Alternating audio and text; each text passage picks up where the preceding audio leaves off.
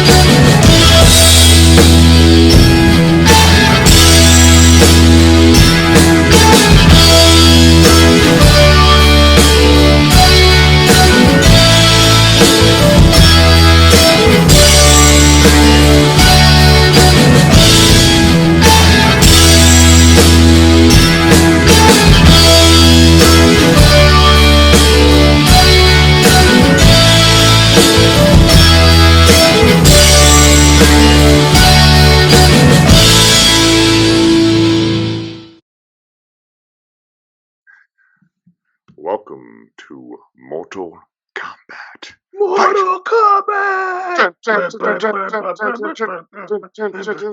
And 47 Ronin. Yeah. What's up, my boys? 47 Ronin did not have a club hit to go along with it. What's up, Fly Boys? Welcome to a very special flyby with myself and Bryan. Hey, Bryan. Hey, Joe. Hey, did you notice how you're the only person who'll do a flyby with me? I think it's because I just wait for somebody to come up with an idea. I don't do any work. And I'm usually like, let's do one. Yeah, but Yusuf did that Planet of the Apes one and it went like an hour and he's like, you know what? Actually, I'm good. We don't want it. So today, speaking of them though, I'm the only one that wants to do this one because I am way too excited about the new Mortal Kombat movie. The new Mortal Kombat movie looks dope. And I don't, as if you've been listening for several years, I don't get that excited about IP that comes out that often. Like this excited. And I think the movie's going to be finally done. Like, when I say correctly, I mean that audience are like, yeah, I want more of that. Like, it's gonna be, yeah. It looks like it's gonna have that thing that audience that level of realism that audiences get into, like a Logan, where it's like, hey, we're taking this seriously now. But it also doesn't need like I think if that movie, before we start talking about the 95 film, that movie, if you were on the internet recently, it doesn't need to be a 2.5 hour epic. Because I think that is what draws a lot of people away from these fucking movies. Is they're like, unless general audiences don't want to dive into that much lore. They want to watch something brisk and entertaining that gives them the basics. So Mortal Kombat. To give you this a little background, so today we're going to compare Mortal Kombat and 47 Ronin. Both samurai-esque. Well, one is a samurai movie and one is a samurai-esque movie. Well, one when we originally decided on this, we were going to do basically more like a tournament. It was more like about tournament movie, and we were going to kind of do. I suggested the follow-up movie be The Quest. If you guys don't know, The Quest is like a later Jean-Claude Van Damme movie, almost a spiritual successor to Bloodsport, but not as good. That would have. But I was a kid who was like obsessed with Bloodsport, and I think that hurt how I felt about Mortal Kombat. Like, Joe's a big fan, but I haven't seen Mortal Kombat probably since about the time it came out. I was like, nope, I didn't like this, and then I just never went back to it. I was just like, nope. That's why I was intrigued to do this. But then we switched to 47 Ronin, which was was going to be a flyover episode, and we messed it up. But I was like, that's actually better than The Quest, because I remember The Quest, and it's a disappointing movie. It's only the real tournament part's only in the last half. It's not that great. Well, also, Jean-Claude Van Damme plays like a street clown at the beginning who's like has an army of orphans. It's weird. It's wild. And it works perfectly too, comparing, because originally Johnny Cage was always supposed to be Jean-Claude Van Damme. Like literally, the makers of Mortal Kombat. By the way, guys, I know way too much about Mortal Kombat. The makers of Mortal Kombat were short, under an hour. I promise, yes, guys. The makers of Mortal Kombat were like the game. We're trying to literally make a Jean-Claude Van Damme fighting game, didn't get the rights to use Jean-Claude Van Damme, and essentially crafted this story and these characters, and then that's kind of, in the short term, that's how we have Mortal Kombat. Yeah. Mortal Kombat, the movie comes out at the time when I think Mortal Kombat 3 was being released. Yeah, I want to say there had been 3 games, I think. Yeah, so And the movie uses characters from 1 and 2, but to give a short summary of the movie, and that's all we're going to talk about today, is our hero is Liu Kang. We're following him. We start off, his brother dies as kids and is killed by Shang Tsung, who is I want to use the right words here, but basically he rules the Mortal Kombat tournament, and Yeah, is he's part of like Outworld a and middleman NetherRealm. though. He's not. He Yeah, works for the Emperor of yeah, he works for Outworld, Shao Kahn, Shao Kahn. and I just put this in my mouth. Anyway, so it's his revenge. He runs away. He's a monk. We also meet Sonya Blade, who's part of Special Teams Unit, which is basically like the X Files. She's a member of the X Files. Not a great cop, by the way. Outworld. She's an Outworld cop, basically. She's not a very good cop. And we also meet Johnny Cage, who is Jean-Claude Van Damme, or an action star X, and he wants to prove the world that he has the silliest storyline because the tabloids are like, they don't think you really do your own stunts, and he's like, You're not a real fighter. You're not a real tough guy. That's really the simplest. This is like, and if you want to get a little into the lore, this is supposed to be the 9th Mortal Kombat tournament, I believe. I always forget. Well, I think they say that the Outworld has to win 10 in a row. Yes. They've won 9. This is the 10th one. Sorry, this is the 10th one. They've won 9. So we're at there basically to win back, and if they lose, then Earth gets overrun by the NetherRealm and Outworld. And so Lord Raiden has put together a team of like 3 hero characters that he thinks could do it. One of these 3 he thinks could do it. He's putting most of his chips behind Liu Kang, but he does like kind of hedge his bets as like Johnny Cage, Sonya Blade, come along for the ride. That's where I want to. I feel like they were more there to take out tougher opponents in the tournament. He's like Raiden's like using Sonya Blade and Johnny Cage to like help Liu Kang get to the top. You know what I mean? It's like it's not an airtight script because it's like Sonya like fight Kano, who we have, and I'll do this. I'll give it this. This is probably Paul W.S. Anderson's best movie, and that's a stretch. No, come on. He's done. He made Event Horizon. Oh, he did. Fuck. Okay. And a couple of the Resident Evil movies are okay. This is a fine film. But what they do the most in this movie is it's funny because they give every character except a few like their moves. Like Scorpion gets to do every fucking move he has in the game. And at that point, they're just assassins from hell, like Scorpion. But they do also make him speak in only catchphrases, and they turn his harpoon into like a weird animal monster that comes out of his hand. That's because that was the creator Ed Boon doing the voice, and they kept it the same in the video game. Why did they decide to make his the thing alive? I always got the impression it was just a spike on a string, like a ninja weapon. My always guess, at least in this movie, is that so they could do that like scene with in the redwoods that it follows and it has more of a life. I really don't know. Well, that actually goes into, we can talk about it, but that goes into one of my things. It's like they way overuse the CGI in this movie is mostly bad, and they use it way too much. It's like it was 95. They're all drunk with power. They thought they needed like the look of Reptile when he's in CGI form sucks. That's the worst part. Even some of the production value is cool. Like some of the sets look cool and stuff. Like when they're having their big meal, that dining room looks dope. But like anything that's practical, if they do a wide shot or you see the sky, it's always some stupid CGI backdrop. Yeah, it sucks. Or it's like a CGI backdrop of the sky like churning and moving. The worst one I noticed on this watch is, and this is actually my biggest problem with the movie today, is that how they just abandoned Sonya Blade, and then she becomes a damsel in distress, where a character never does any of that. See, there's a big problem here. When she's chained up, though, the backdrop for that room is the worst one in the whole fucking movie. Yeah, you can see like the outline around her. Here's the problem.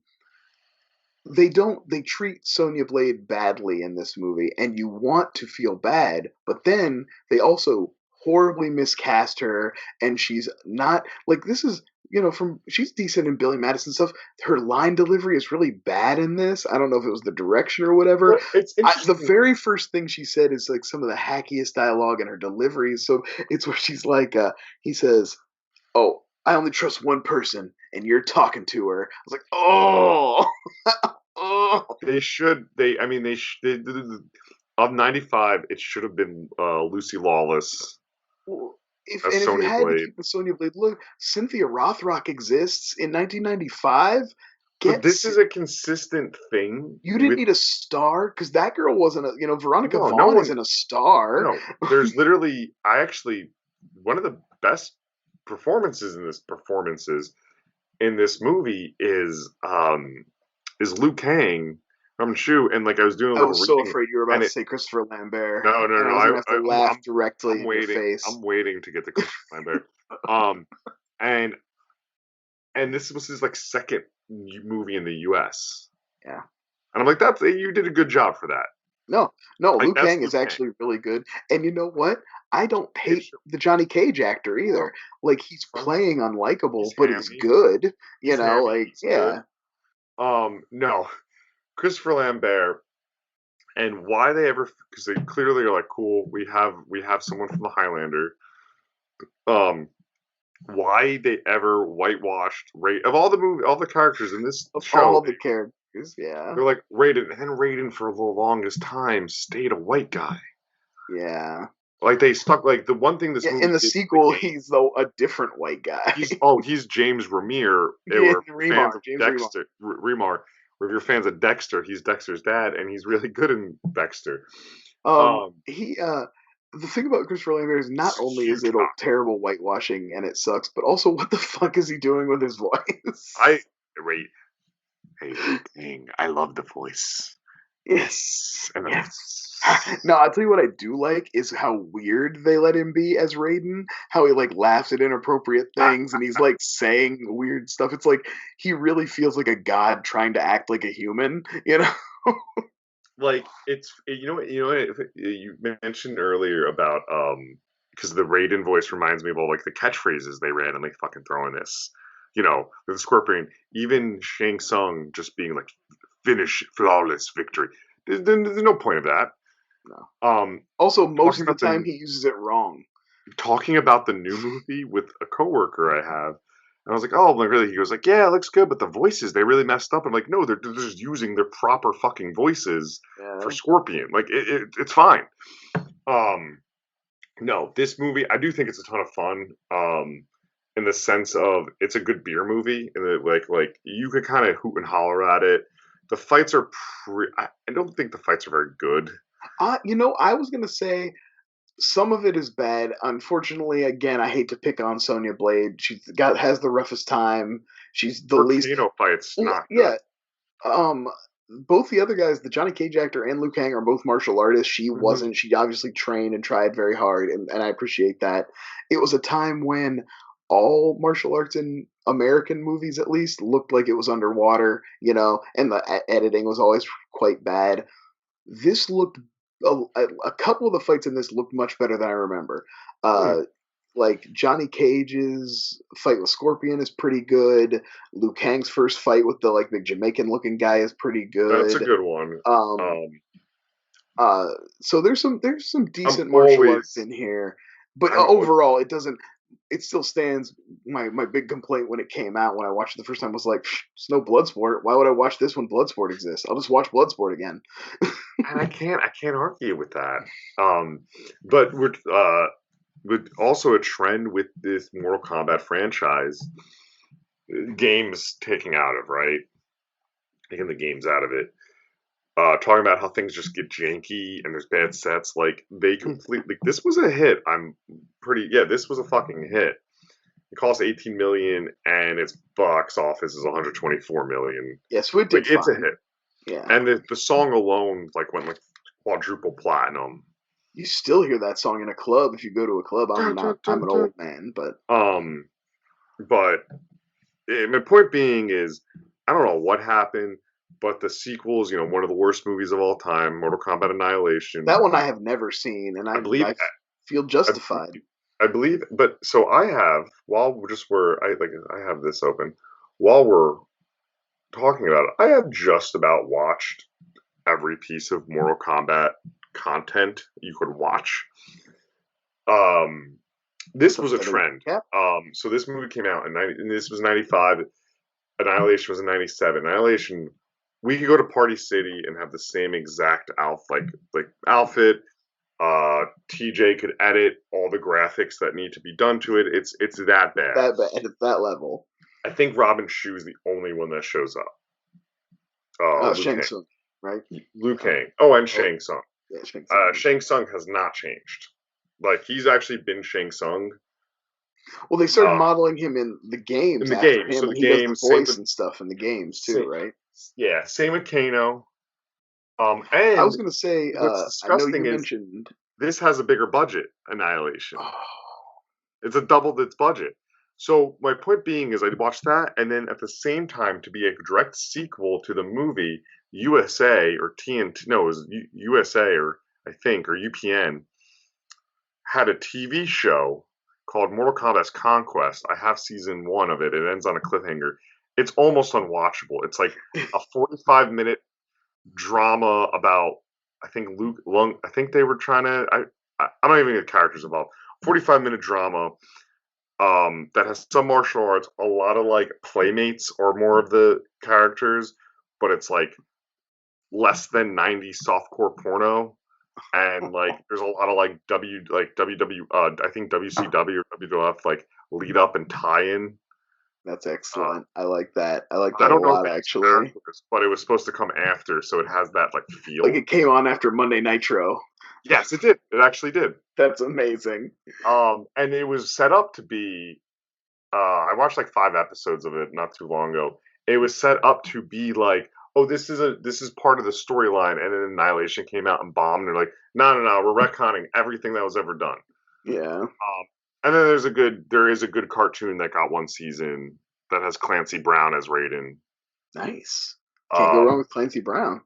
But back to Mortal Kombat, the movie itself. One thing I do need to shout out of this, because I think it's phenomenal, is Goro and the practical effects of Goro. Hell yeah. You gotta Google just guy in Goro suit. It was literally a half the size prosthetic of this man with a TV set in there, and he couldn't see doing all that, and there was an animatronic controlling the mouth. It looks dope. It does look like it would tip over pretty easy, though. I do love also Kano's effect. Like the Terminator eye on Kano looks great. I love the way the skin is kind of wrinkled around the edges of it and stuff. I really like that one. They were having fun with this. And that's what I mean by, like, I'm excited to see the new one, because I do think even there's so many characters, you just focus on one and give you points of articulation. You're gonna get a good fight movie. You don't need to, explaining the lore of this world is honestly too much. If you want to know about that, listen to Ben Meckler's podcast, Mortal Podcast, and he highlights a new character every episode. Well, also, first of all, that exists, but also you start with a movie that just gets people invested. Then you can put more if they like it and they want more. You can do a sequel and you can give them more. But start with so many franchises forget that you need to start with one good movie. The MCU wasn't the MCU if it was just Iron Man, one good movie. You start there. It doesn't happen without Iron Man. And we'll even look at, like, let's go to I'm not good at transition, so I'm ruining it, but like John Wick, right? In John Wick, it's one good movie, and now you have 3 movies that are great, and like a TV show. Like, it takes one good movie. But I could talk about it. It's weird. I could talk about the Mortal Kombat movie like just this much. I could just talk about Mortal Kombat as a whole all night with you. The movie's fine. I truly believe the movie's just like fine. Like, I will say it's a little better than I remember, and I definitely agree with you that if you were like, if you had nostalgia for this, like you and your buddies had nostalgia for this, great movie to put on in the background when you drink beers. Yeah, 100%. I've done it. It's silly. I could talk during it, but like, what's going on. You're not missing yeah. much. Do I wish there was more of like truly? If the one thing I'll leave this on, if we wanted to get so nerdy about Mortal Kombat and the way you should tell the story, yes, it would be great if you could do Game of Thrones, HBO, a real budget, someone fleshed a full like this is leading to the tournament, blah blah blah, out and season by season. Yeah, that's not going to happen, guys. They tried that with this thing called Mortal Kombat Legacy. They're shorts. They're about like 15 minutes each. There's 2 seasons of it. They're fine. They're that like Yeah. they're that like they were that like They're like oh CW level quality, yeah, right? CW, someone had a small budget to make something cool with somewhat like It's got mainstream Michael Jai success. White in it, right? He's Yeah, Jax in he's Jax. those. This is great Jax. Yeah, excellent casting of Jax. So my point being, it's there.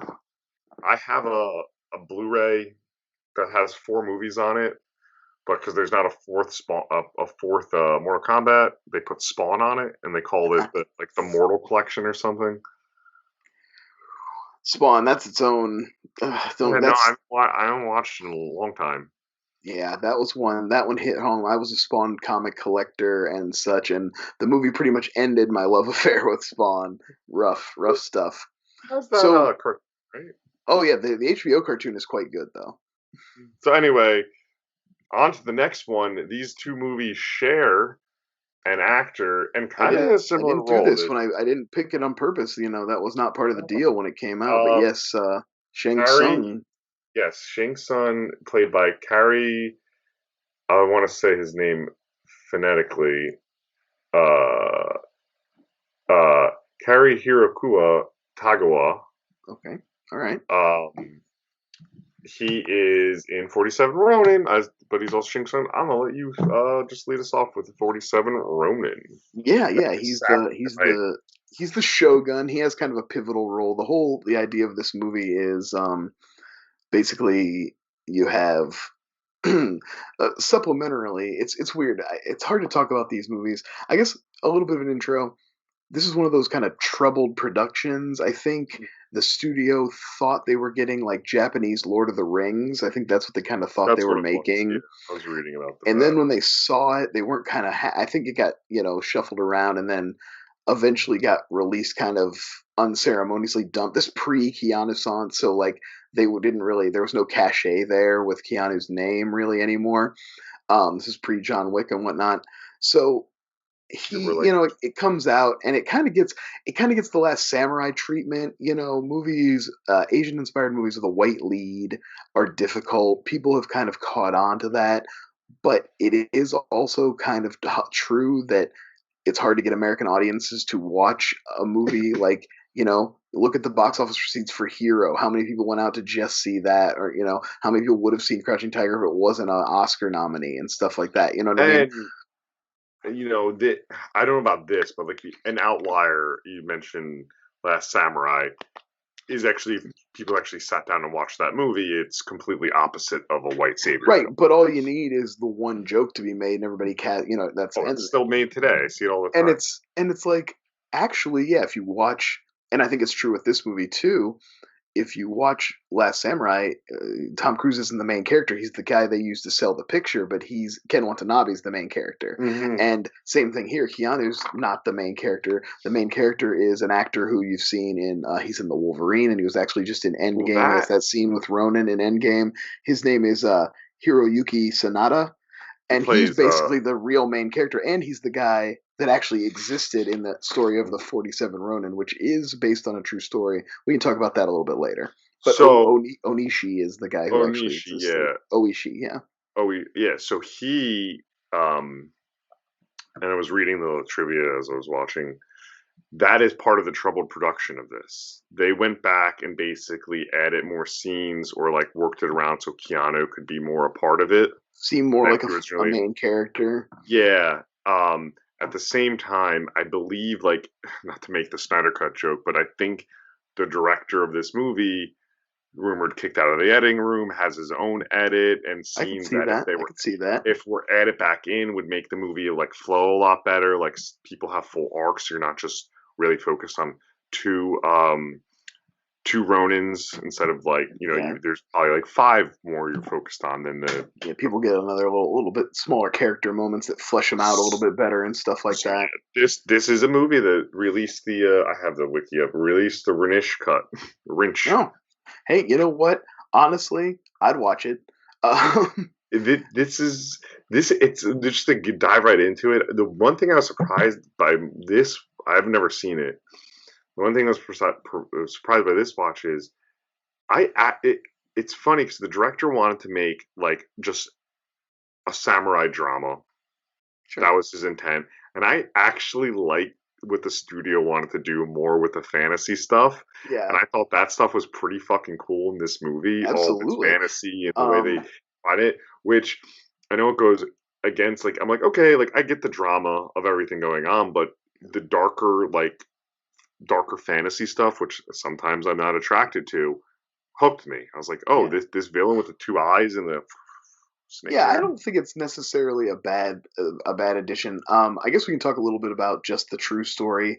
Um, like I said, this is based on a true story. It did really happen. It was like 1701 or something like that.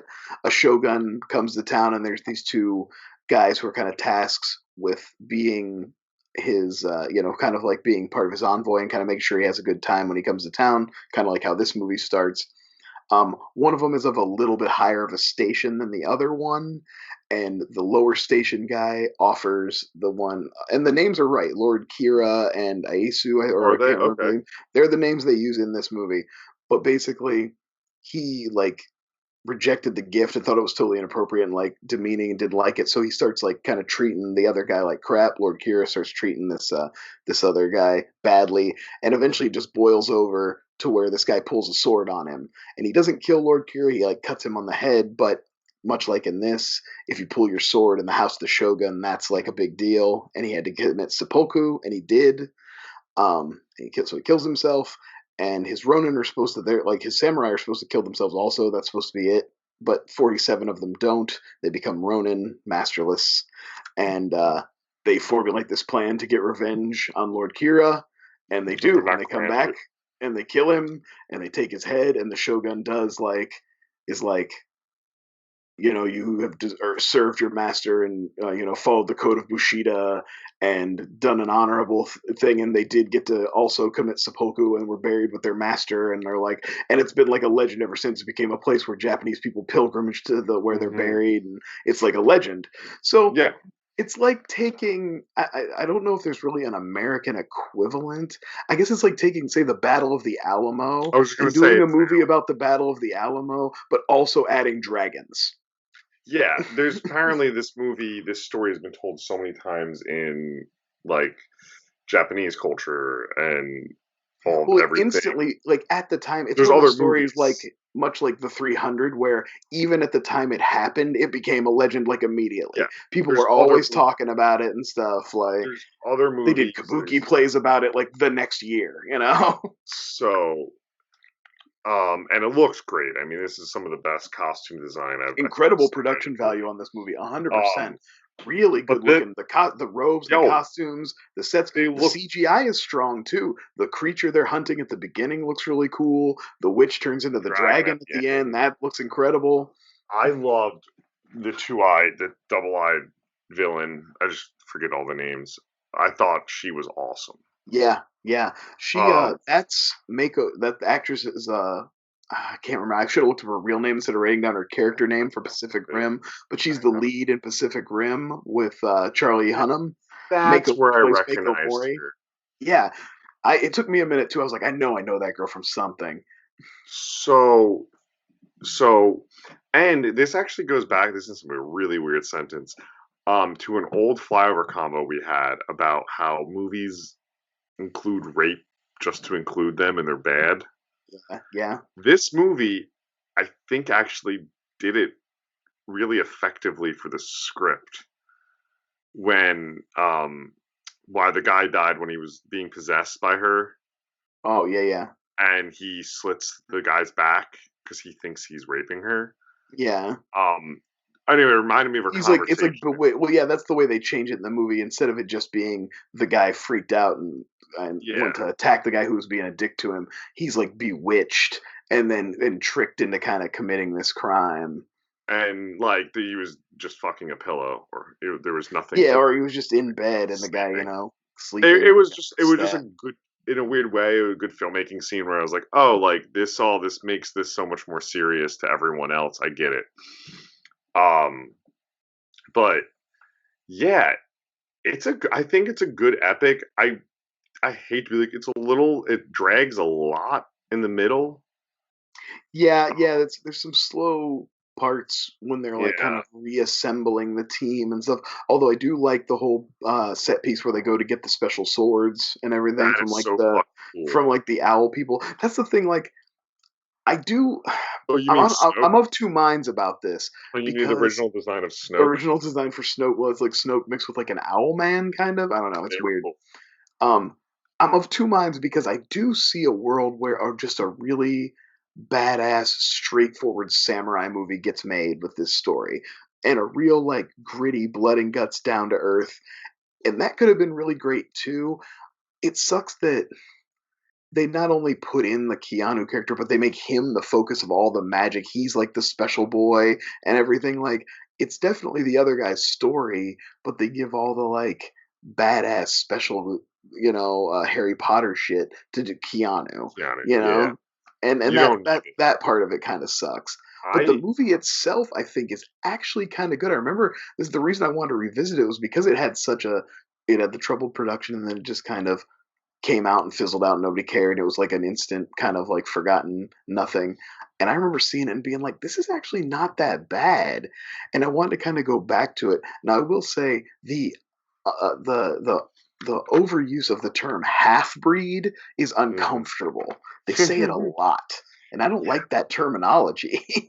It just needs to be spoken like once, Yeah. a couple times. It's One not racist character needs to say it at the beginning, and then it can just be assumed that anybody who looks at him like is thinking it. You don't need to keep like we saying don't like you. You're a European settler, but you're also because Keanu is, I think, half Hawaiian, so it. pisses Right. the guy off His there. dad is like Hawaiian, Chinese, Portuguese, and his mom was English. Yeah. Uh, So it isn't a full Scarlett Johansson we have going on in right. real life. Well, and this is a period in Keanu's career where he had come off. He really got into martial arts from the Matrix movies, and he was kind of like he had enough money to do whatever he wanted, and nobody was really dying to see him in anything yet He again. definitely So he made this, and there's also another martial arts movie he did where it's shoot. set in the modern era, but he's the bad guy in it. He's like the guy the hero fights at the very end, and that was dope. Like it was just Um, awesome to see Keanu as the bad guy in a kung fu movie. he I love that he had a post John Wick like career, and he's getting work, like really good work. I'm But glad he that didn't John Wick was legitimately good. You know, like I'm on his Wikipedia now because I'm trying to figure out this movie. And it literally is a section that says 2014 to present resurgence with John Wick is like the title. resurgence. 47 Ronin, the Japanese but failed to gain traction with audience. Reviews are now positive. But review, you know what's stupid? The one thing they pulled from the in the Wikipedia for Ronin was one of the reviews being like, well, they were not like really reviewing the movie, whoever's reviewing. They were like, well, it seems like audience just lost touch after The Matrix, and he hasn't done a Yeah. big hit yet, so they don't want to see him. And it's like, but that's not a review of the movie. That's just Right, right. like why it That's a didn't make review of money. where Keanu's career is at this point. And don't get me wrong, that did affect people's interest in this movie, but I don't By know. the way, were you referring to the man of Tai Chi? Yes, I think that is the one I'm talking about. Okay, yeah, that did well. Anyway, um, yeah, I dug it. I'm like that you picked this movie. It was definitely. I just finished watching it like an hour before we recorded. Um, I I think it held up pretty good on rewatch too. I was like, I don't think this is perfect, and I do. It's one of those things where you can understand why people didn't, flock to see it and stuff. But I would still recommend if you like this kind of stuff, giving it a shot. You know. It's a, it, it's a it's a good samurai movie. At the end of the day, it's a revenge tale. It's like Laura joined in the last like 30 minutes, so she wasn't following, but she was like when she didn't understand the ending, right? Because it's like why they all commit suicide or Harikaru, Seppuku. Seppuku. All right, but she was like, "What?" And I'm like, it's what happened. I don't know. It's what they do. Yeah, well, it's like an honorable death. It's like I could have you executed, but what I'm going to do is give you the chance to kill yourself and be a man. In fact, in the true story, um, I read that Oishi, the main guy, when he found Lord Kira cowering in fear when they attacked his house after they attacked his house, he pulled the knife that his master had used and tried to offer it to him to let him commit seppuku, Oh, and he wouldn't do it. He was like too much of a coward, and Oishi cut his head off, and they took his head to the grave and like gave that stuff's all. It's pretty fucking raw. Like well, they there'll don't mess be around. another. There will be plenty of this story's adaptations through the years, I'm sure. The one Oh that yeah. comes up here for this Wikipedia page, this sounds actually so fucking stupid. A sequel was announced in 2020. Um, a sequel. The plot of the film will take place 300 years in the future and will be a mashup of genres including martial arts, horror, action, and cyberpunk. Wow. And it's going to be a Netflix So it would movie. almost And be like it's they're calling it a sequel, but they're gonna do is just retell the story, but in yes, a futuristic era. yes, and this is apparently in production right now. You So know what? I'm gonna watch that though. it's probably not. Well, it's actually just going to be a follow up to Ronin, the Robert De Niro. I don't know how we've gone this long without making a Making Ronin that the joke. obligatory Ronin joke. I the I'm glad forgotten you De got it Niro. in. Glad you When De got it Niro in. started, was like, I'm just going to start making movies to get I paychecks. remember Ronin being one of the better ones of those, though. It isn't it just like another cop movie? Welcome to No, Ronin I talk. think it's like a. I think he's. I think they're like a heist. I think it's a heist movie. Is it? I thought it was about. Yep, it's a heist movie. It's a heist movie. Friend of the show, Sam, she had a thrift store, got a photo from Heat, like a set photo of Heat. So she just has a photo of Robert De Niro with a goatee, and I was wrong because I'm like, oh, that's from Ronin, thinking he had that goatee, but it's not. Uh, Anyway, this isn't Ronin talk. well, it was This is Ronin Talk. 47. 47 Ronin Talk. Yeah. Um, no, it's a cool movie. I, tr- I think there's cool fantasy in it. Yeah. It also it not suffers. I like that it's a full, complete story, and it's not trying to have its sequels. Yeah, Because I movies at agree. this time, especially, and it's still trend today, is well, you made an epic, you have to Yeah, leave it room needs for to be the three sequel. movies now. Like it's got to be three movies. So I'm down. I'm down with just a good revenge story. Yeah, Give me, it's one literally standalone, and it's whatever a the solid director 2 hours. is, if he gets a chance to make another cut, I'll watch that too. Yeah, I doubt that'll happen, but um, that Hey, is hey, streaming studios are throwing money at morons lately, so I don't know. let's see. I don't even think this man has a Wikipedia page. Ooh, damn. Carl Rinch, That IMDb. was one thing I was like, No one why made was him a no one made him a Wikipedia page. no, okay, well, guess that's it for him. I do remember looking him up on IMDb and noticing there wasn't really anything else in his directing. Like, I think he got he's one of Josh. those guys who was probably like a commercial director, and this was his one big shot, and it went like this. So that's been about it for him. I know. I didn't look on his IMDb's. Yeah, he that had to have been it. I mean, the first thing that even comes up is the article from 2012 being like, um, yeah, page isn't even loading. Being Yeah. like, director removed from editing.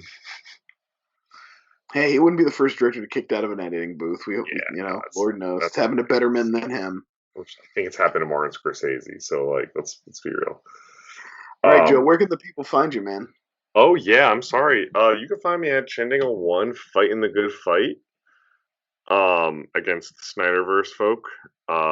Take on those. They've had it too good for too long. You just say stupid shit, you're gonna get called out, and then you're not even gonna get called out. I'm just gonna tell you, like 47 Ronin's better than the Snyder Cut. Do I agree?